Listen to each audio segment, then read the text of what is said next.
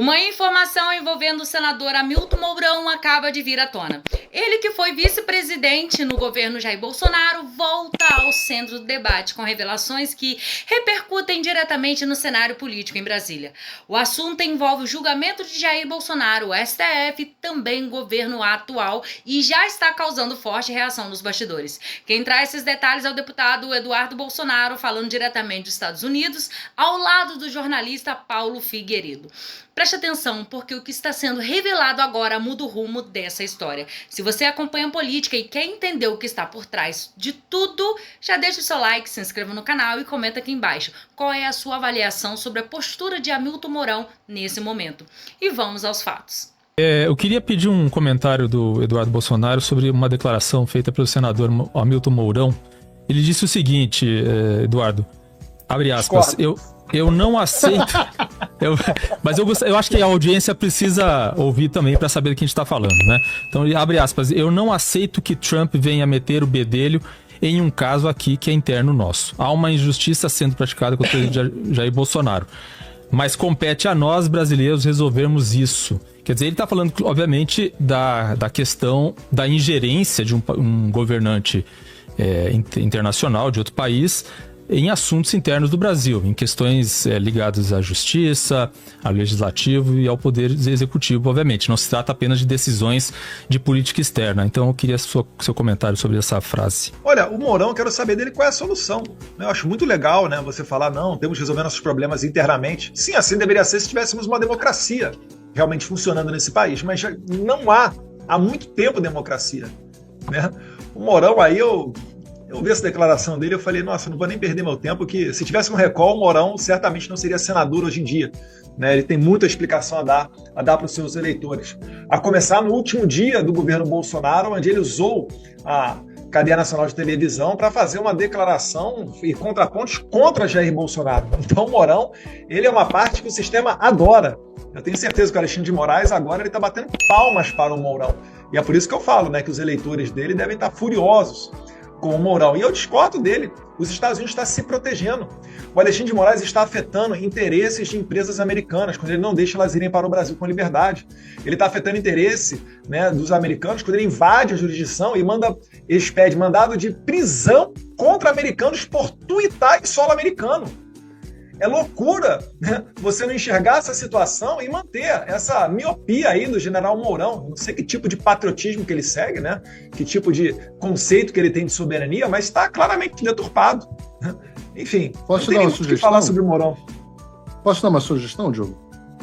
Pergunta, se você tiver a oportunidade, ao general Mourão, se ele encontrou pessoas do governo Biden em 2022 que estavam preocupadas com o questionamento das eleições brasileiras por parte do presidente Bolsonaro. Lê para ele um artigo do Financial Times de junho de 2023, chamado The Discreet U.S. Campaign to Defend Brazil Election. E ela fala de encontros que o general Mourão teve. Depois ele negou a conversa, mas o Financial Times mantém que ele teve essa conversa e que as fontes disseram que ele teve essa conversa para impedir qualquer questionamento das eleições brasileiras de 2022. Então, por que eu acho que é uma pergunta que deve ser feita a ele? Porque eu acho que ele não se importou muito com o Joe Biden interferindo na democracia brasileira em 2022 para garantir a chegada do Lula no poder. E agora está bastante preocupado com a tarifa do Trump ou com qualquer ação do Donald Trump, justamente para garantir a liberdade de expressão no Brasil. Então, eu acho que é uma pergunta válida a ser feita ao general Mourão. Eu, como jornalista, gostaria de ter a oportunidade de fazê-lo. Figueira Rafa pergunta aqui, ó. Eduardo, por que só está indo para o Vale Tudo depois que a vaca foi pro brejo? Não era melhor ter lutado contra isso com o seu pai Jair Messias Bolsonaro presidente? Mas quem disse que a gente não está lutando desde que ele é presidente? A gente está vendo um processo de deterioração do Brasil e ainda que ele, né, tenha seguido tudo dentro das quatro linhas, olha o que está acontecendo. Eu queria saber dele qual seria a solução a ser adotada. Gente, só para ter bem claro aqui, eu não quero viver no Brasil durante um regime militar. Você imagina o general Mourão presidindo o Brasil. Não, o Paulo Figueiredo até fala muito bem com relação a isso, né? E olha que ele é neto do ditador Figueiredo, né? Então a gente acredita, sim, que a gente tem que seguir a Constituição. A gente não pode fazer igual os nossos inimigos, que ficam rasgando a todo momento, porque senão a Constituição, senão a gente perde a moral da gente chegar ao poder, né? Agora, a gente tem que entender também que, né, a gente tem que pressionar as alavancas corretas. A gente chegou num momento onde hoje já está muito claro, esclarecido para a comunidade internacional, o ponto em que o Brasil está. No passado não era. A gente tem um conteúdo novo hoje, que é o Trump. Eu duvido que, se o Trump fosse presidente, ele teria dado todo o respaldo ao Alexandre de Moraes, enviado dinheiro da USAID, feito parcerias no TSE, mandado o FBI dar aula, né, para outras pessoas com relação a como combater a chamada desinformação, se o Trump fosse presidente dos Estados Unidos. Mas agora ele é. Agora você não tem somente a maioria de republicanos na Câmara dos Deputados, mas também no Senado. Então agora a gente tem a possibilidade de lutar com essas armas que você está dizendo ser, né? O momento em que a vaca foi para o prédio. Graças a Deus, a gente tem a possibilidade de acionar essas alavancas. Porque se a Kamala Harris tivesse sido eleita, esqueça, né? A gente estaria aí navegando com força a favor de uma Venezuela, porque o dinheiro da USAID estaria jorrando ainda, né? A doutrinação de jornalistas que ocorreu no passado, você pode ver, né? A própria decisão do STF falando da nova regulamentação das Big Tech não foi uma ideia do Alexandre de Moraes. O Paulo Figueiredo me ajuda aí, como é que é o nome da instituição lá norte-americana? Pointer Institute. O Instituto Pointer e a International Fact Checking com o Alexandre de Moraes antes... Que são financiadas pelo mesmo mecenas que financiou o Intercept, a fundação do Intercept, um bilionário americano chamado Pierre Omidyar. O Demori conhece bem essa história. Que veio de como ele financiou o Intercept. Ele também financiou a International Fact Checking Network, a Agência Internacional de Checadores de Fatos, e o Pointer Institute, que são basicamente os arquitetos da censura do modelo moderno de censura de rede social no Brasil. Isso, e como o mundo é complexo, foi um dos sócios do Peter Thiel, fundador do PayPal, que hoje apoia o Donald Trump. Então, só para deixar a coisa mais completa. Então, hoje em dia, existem armas diferentes. Também deve torcer pro Vasco. Lutar dessa maneira agora. Fala, Léo. Vamos lá, tem mais uma aqui da Raquel Santos, que é pro Paulo. Tá? O Paulo já comentou, mas eu acho que não ficou claro para a audiência. Então, Paulo, por favor, esclareça a frase queimar toda a floresta até atingir o objetivo. Os entrevistadores interpretaram que a floresta é o povo brasileiro. Esclareça quem é a floresta a ser queimada, por favor. A Raquel pergunta aqui. Muito oportuno, né? Eu não acho que a floresta é o povo brasileiro, eu acho que a floresta é o establishment brasileiro.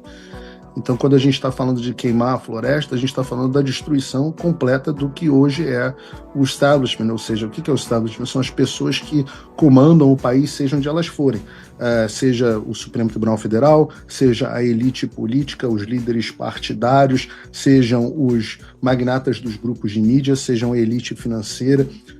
Eu espero que nós possamos preservar o máximo possível, mesmo desse establishment político brasileiro, porque o meu caráter não é um caráter revolucionário, é um caráter mais conservador. Então, eu gosto de fazer o mínimo de mudanças possíveis para que haja aprimoramentos institucionais no país. Eu hoje acho, e a minha esperança, e essa é real a minha esperança, é que uma vez que o Alexandre de Moraes seja sancionado sob as leis Magnitsky, uma vez que os ministros já sofreram o que sofreram, que os adultos assumam o controle da política brasileira e digam, chega. Esse homem já causou estrago demais no país. Eu sei que o Alexandre nunca vai retroceder, a gente tem certeza disso. Mas as outras forças políticas, os outros ministros do Supremo Tribunal Federal, a elite política, a elite financeira, essas pessoas precisam dar um basta. E a própria população, porque houve muita gente no Brasil que depois de 2022 deu uma brochada. As pessoas falam pra gente, poxa, Paulo, acompanhava você todos os dias, depois de 2022 eu cansei da política e fui cuidar da minha vida. Como se isso resolvesse os problemas. É como se um avestruz enfiasse a cabeça no buraco e achasse que o problema vai ser resolvido. Né? Você pode ignorar a realidade, mas você não pode ignorar as consequências de se ignorar a realidade, e a conta está chegando para todos. Nós só temos esse país e demora anos para você construir. O pouco que a gente tem de nação demora anos para você construir, mas para destruir é muito rápido. Então o apelo que eu faço às pessoas é: voltem a se importar, para que nós tenhamos o mínimo possível de dano. Esse homem, esse bandido da Birmânia, já causou dano demais ao país. Vamos pegar ele agora. Paulo. A maioria dos brasileiros hoje já colocaram o Supremo Tribunal Federal em descrédito completo. Peguem as pesquisas, não vou explicar isso mais para o Demorim, mas são mais ou menos 2 entre cada 10 brasileiros que apoiam só o Supremo Tribunal Federal. Isso é uma coisa de louco. Que país é esse? Onde instituições que 8 entre cada 10 brasileiros desprezam têm o controle absoluto sobre a vida do cidadão nos seus mais mínimos detalhes. Nós precisamos acabar com isso antes que seja tarde demais, antes que a vaca, de fato, não só vá para o brejo, porque a vaca já foi para o brejo, mas que a vaca se afunde na lama do brejo e a gente não consiga tirá-la de lá. E eu tenho esperança. Eu acredito no povo brasileiro. Eu acredito que a gente vai conseguir se livrar do Alexandre de Moraes. Eu acredito que a gente não vai virar uma Venezuela. Eu acredito na nossa elite financeira. Eu acredito na nossa elite política. Eu ainda acredito neles. Eu sou um eterno otimista.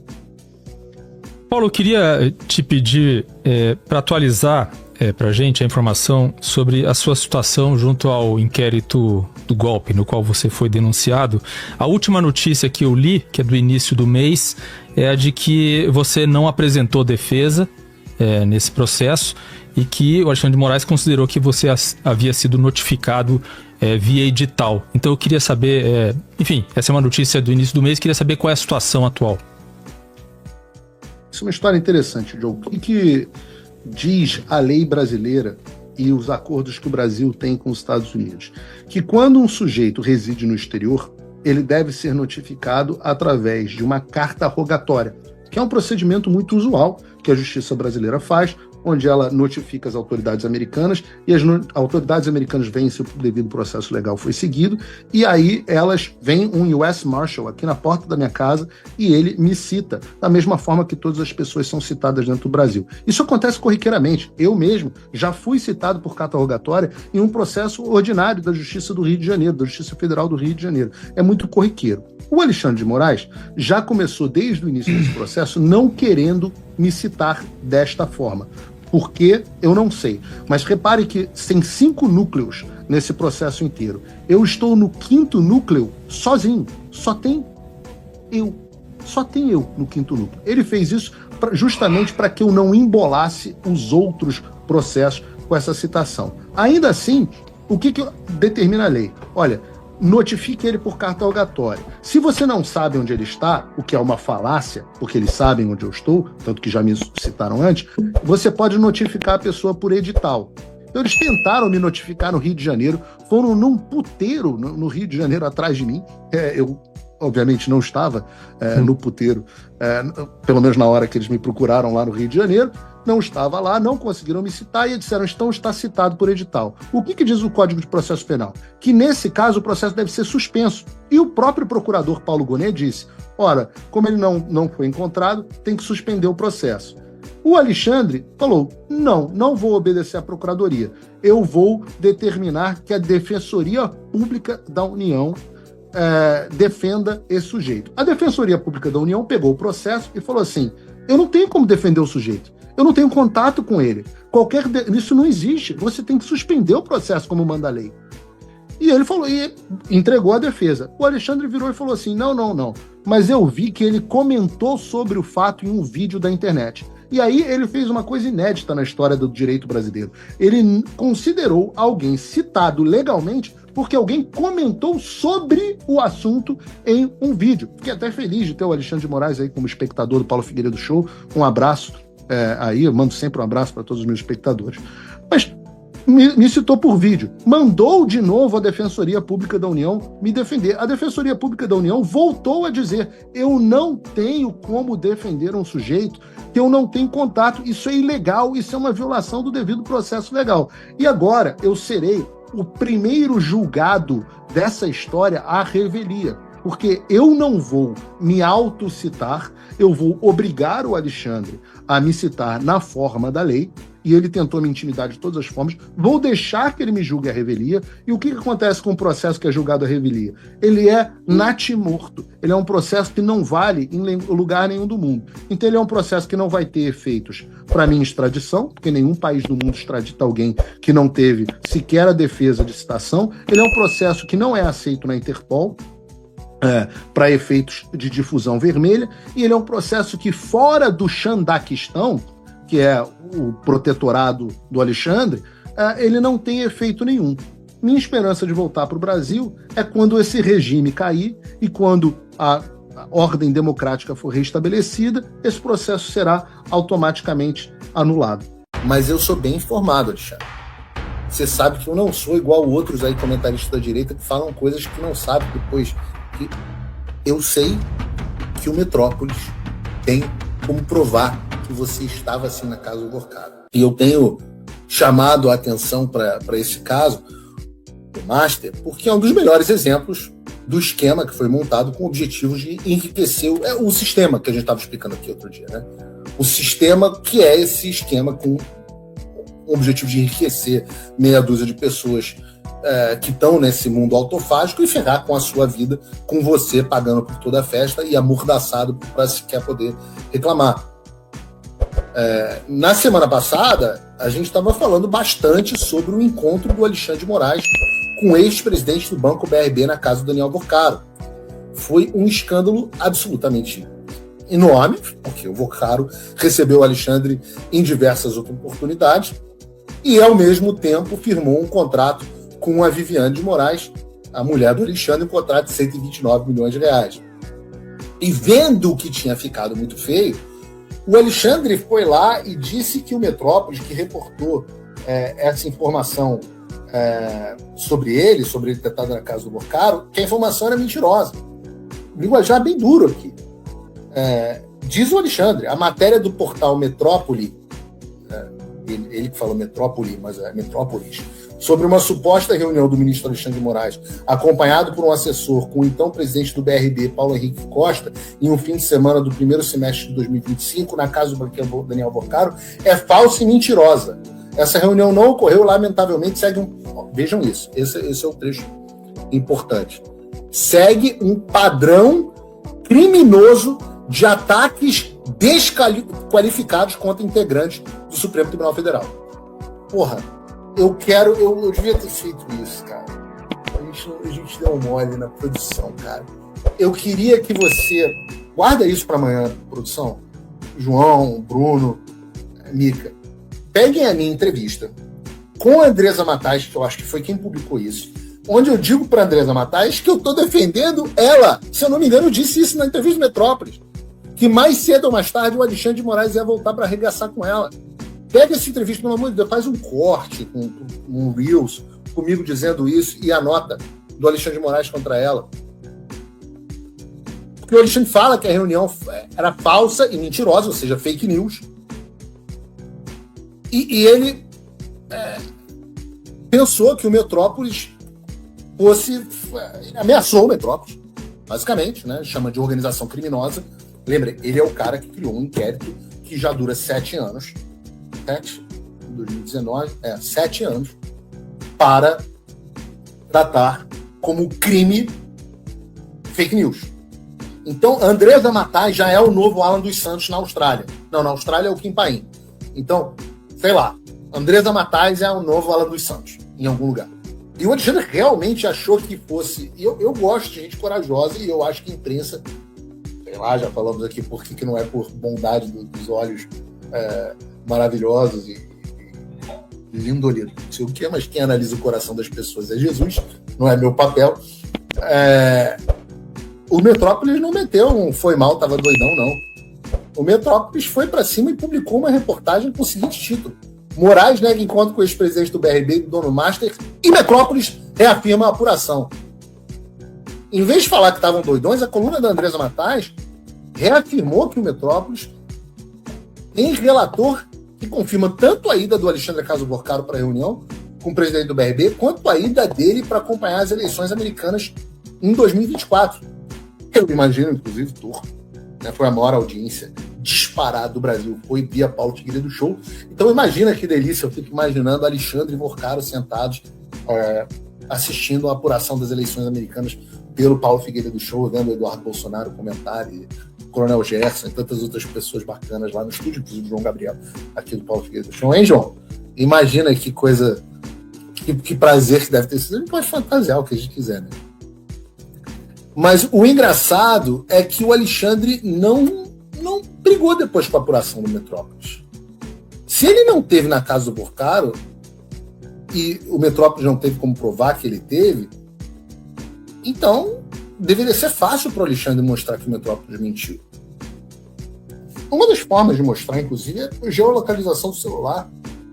Qualquer um numa CPI pode verificar se o Alexandre estava, por triangulação, ali na casa do Vorcaro. Cadê a CPI? Não vai investigar um troço desse? O Alexandre não pode mostrar publicamente, né? Aquela história da mulher de César parecia honesta. Cara, se é assim, eu falo assim, Paulo Figueiredo, você estava na casa do Vorcaro um dia tal. Eu viro pra você e falo assim, não, cara, olha aqui onde é que eu tava. Nunca fui na casa do Vorcaro. E eu vou dizer pra vocês por que o Alexandre não falou. Porque ele sabe que o Metrópolis tem como provar que ele estava lá. E o Metrópolis tem como provar. Eu digo a vocês, eu sou uma pessoa bem informada, e eu digo a vocês, e vale para você, Alexandre, esse corte vai acabar chegando a você. Deixa eu te falar, o Metrópolis tem como provar que você estava lá. É que para provar, eles vão acabar talvez expondo a fonte, se for necessário. E eu acho que eles não querem fazer isso. Mas eu sou bem informado, Alexandre. Você sabe que eu não sou igual outros aí comentaristas da direita que falam coisas que não sabem depois. Que eu sei que o Metrópolis tem como provar que você estava assim na casa do Vorcaro. E eu não blefo. E eu acho que o Metrópolis está empenhado nesse caso. Porque eles não só se revelaram que o presidente, que o Alexandre se reuniu com o presidente do BRB na casa do Vorcaro, mas também que o Alexandre teve um almoço secreto, fora de todas as agendas públicas, com o Lula, em meio a essa treta do Master. O almoço foi no meio de janeiro, uns 15 dias atrás. E eles decidiram não correr risco, né? Porque o almoço foi só entre os dois. Isso me lembra aquela cena, né? Aquelas reuniões do Poderoso Chefão, onde os cap regime, né? Sentam juntos para fazer uma reunião. Os assessores, sem assessor, sem empresário, sem ninguém. A versão oficial do regime foi que eles estavam discutindo segurança pública. O que caceta o Alexandre tem a ver com segurança pública? O Lula, um mês antes, tinha tido um almoço com outra pessoa envolvida no caso do Banco Master, outro ministro do STF, e a gente falou disso aqui, que foi o Dias Toffoli. O que o Lula está fazendo discutindo segurança pública com o ministro do STF? Sim, cadê? Eu pergunto assim, tudo bem, a discussão foi de segurança pública, né? Cadê onde é que estava o ministro da Justiça? Pra cima de Moá.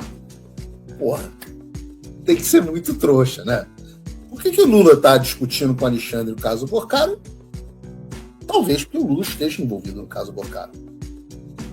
Ele, afinal, né, segundo a imprensa, inaugurou uma fábrica do Vorcaro em Minas Gerais em 2024, enquanto o esquema do Master estava a todo vapor. A gente não sabia de nada, mas o esquema do Master estava a todo vapor. Inclusive, o ministro da Justiça desse mesmo Lula estava lá na lista dos que recebiam propina do Vorcaro. O ex-ministro do Lula, Guido Mantega, também na lista do que recebiam propina do Vorcaro. O Jacques Wagner e outros, né, do partido dos traficantes também no esquema de receber propina do Vorcaro. Vejam só esse gráfico e tem zero surpresa ao descobrir que o principal acionista da fábrica do Vorcaro em Minas Gerais, essa que o Lula foi inaugurar, era o Banco Master. E essa inauguração foi antes da reunião que o Vorcaro teve com o Lula em pleno Palácio do Planalto em 2024. Então você tem o Toffoli envolvido no Banco Master, o Alexandre envolvido, até a careca dele no caso do Banco Master, os dois almoçando com o Lula um mês depois do outro, o ministro da Justiça do Lula, o ex-ministro da Economia do Lula, da Fazenda, né? acho que no governo do Lula era do BNDES, mas tanto faz, depois foi da Fazenda da Dilma, envolvido até o talo no Banco Master, o maior liderança do partido do Lula na Bahia, envolvido no caso do Banco Master. E aí depois, no meio dessa treta, o almoço secreto com o Alexandre de Moraes para discutir segurança pública. Porra, meu irmão, vocês têm que inventar um caô. Eu vou explicar para vocês. O caô precisa ser verossímil. Você podia falar que foram ver o Corinthians. Parabéns para vocês aí, Lula, Alexandre. Parabéns pela vitória do Corinthians. Mas fingir que o Lula não tem nada a ver com o Banco Master. Aliás, não sou nem eu que estou reclamando que o Lula está tirando dele da reta no caso do Master. Parece que os próprios ministros, segundo a imprensa, segundo André Sadi, nem me contou privadamente, não, segundo André Sadi, na Globo News, o sentimento do STF é que eles estão levando as pedradas e defendendo o Toffoli, e também o Alexandre, no escândalo do Master, enquanto o Lula deixou eles na linha de tiro, largou de mão todo mundo. Na análise deles, o Lula só age como aliado da corte quando precisa dela. E mais do que isso, ele não está se omitindo, mas também está estimulando o desgaste do Supremo. Em resumo, as pessoas que batem a tua carteira estão brigando, porque a gente descobriu o esquema, e como o filho não tem pai, o Lula decidiu deixar de ajudar o Supremo e tirar o dele da reta. E eu falo assim, cara, você vê o comentário da Globo News, eu não sei porque o vídeo não veio, deveria ter vindo no vídeo, mas se você assistir o vídeo do comentário da Globo News, cara, você vai reparar o seguinte, cara, sentam os comentários, a André Sadi manda essa frase, e sentam os comentários da Globo e acham normal. Quando a gente assim, tá aí o vídeo. Bota aí. A gente fala do clima no Supremo, muita gente contou aqui mais uma vez para vocês. Mandou bem. Relatos que ministros da corte receberam de investigadores, de pessoas que estão muito a par, muito ciente dessa investigação do Banco Master, e alertando ali que a situação vai se agravar. E olha a ameaça. No Supremo defendendo que a situação vai se agravar. Desça, né? Saia do Supremo e desça para a primeira instância. Aí o que a Globo está dizendo que ela quer. O ministro Dias Toffoli do cargo sem que tenha uma saída, uma solução traumática, nas palavras de ministro da corte. Está sempre trazendo aqui para vocês, isso aqui é um relato de apuração jornalística. Na sexta-feira, qual que é o fato novo? Na sexta-feira, o presidente Lula falou pela primeira vez de uma forma muito enfática do caso Master, dizendo que tem que investigar mesmo, e ainda tem gente que defende quem defenda o Banco Master. E aí, advogados olharam aquilo com atenção e gente no Supremo também. Acham que tem muita coisa que está saindo, muita coisa que tem sido discutida e debatida, numa avaliação de que o Palácio do Planalto, quando tem alguma crise envolvendo o Supremo, quer se isolar, quer se preservar, se blindar e deixar o desgaste só com o Supremo. Não que ele precise apoiar publicamente um ministro ou outro, mas que eles acham que nos bastidores do Palácio do Planalto poderia estar ajudando mais na preservação da imagem do Supremo. Estou contando só qual que é o clima, o humor do Supremo, porque isso obviamente tem impacto no que acontece dali para frente envolvendo decisões de ministros da Corte, tá? Aí eu recebi vários relatos ontem, informações de integrantes da Corte reclamando desse posicionamento do Palácio do Planalto. Quando o governo precisa do Supremo, o governo aciona o Supremo, portanto, isso é tão verdade que a gente fala que o tempo todo o governo não tem base no Congresso e sabe que se recorrer ao Supremo vai acabar levando em diversas matérias, tá? Isso já era uma queixa antiga de ministros da Corte, seja em matérias econômicas, matérias políticas também, mas principalmente nas matérias econômicas, porque eles dizem, acaba tudo que a gente tem que resolver, depois reclamam do ativismo judicial, eles não conseguem fazer base. Cara, olha que coisa de maluco. A Globo tá assumindo. Os ministros passam por cima, foda-se o que a democracia acha, dane-se o Congresso, porra, vocês não têm base, depois vocês querem que a gente fique implementando a sua política pública. E a gente age para te agradar, não com base na lei. E é uma parada assim, a André Sadi tá aí dizendo abertamente, estão cagando. E todo mundo, não tem um na Globo News que fale, pois é, isso é criminoso, né? Isso é criminoso, que os ministros do Supremo, em vez de julgar as coisas com base no texto constitucional, resolvam implementar a política pública de um governo que não tem representação popular. Isso é crime, né? É antidemocrático, por definição. Porque a democracia seria você implementar as legislações que a população determina através dos seus representantes eleitos, né? Mas como a população determina outros representantes eleitos, que não aqueles que têm a agenda maluca da esquerda e do sistema, o STF está puto nesse momento, porque no final das contas o governo tem que ir no colo deles para que eles implementem na marra a política pública que no final das contas, o governo de esquerda e o sistema queriam implementar e que a população tentou desesperadamente, através do seu voto, impedir que fosse implementado. Aí agora eles estão esperando a contrapartida. Então é o seguinte, não, porra, agora a gente quer fazer os nossos esquemas e quer que você nos defenda. Veja, os mafiosos, eles nem escondem mais. E não tem um puto de um comentarista na Globo News. E é por isso que acabaram com a Jovem Pan. Que eu ia estar falando isso no ar na televisão. É por isso que acabaram com a Jovem Pan. É por isso que não tem um cara como eu na Globo News que ia virar e falar: André, você percebe que o que você está citando é uma atividade criminosa? E que os autores deveriam estar presos? Mas não tem. O clima é de normalidade. Aqui é nosso. Só que quando tem alguma crise envolvendo o Supremo, o Palácio não é com a gente. Então, esses ministros, e aí eu vou deixar bem, eu vou contextualizar, esses ministros que defendem o Dias Toffoli estão reclamando da... Que ela já falou, que são Toffoli, Gilmar e Alexandre. Situação do presidente Lula nessa crise toda, que eu já não chamo mais de caso Massa, chamo de caso Toffoli. Virou caso Toffoli. Então, só para deixar essa informação aqui, Valdo. O foco da Globo é o Toffoli por motivos que talvez nos escapem. Porque não é o caso do Toffoli.